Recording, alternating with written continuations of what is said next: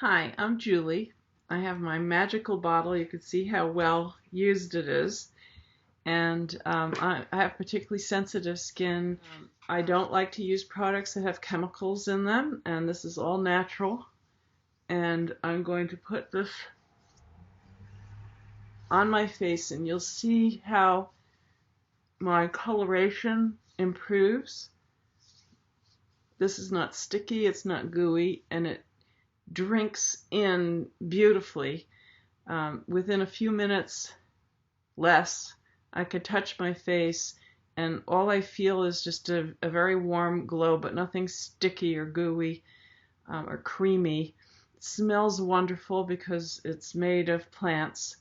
And the leftover, I like to work into my skin on my hands. And all I used was about 2 or 3 drops.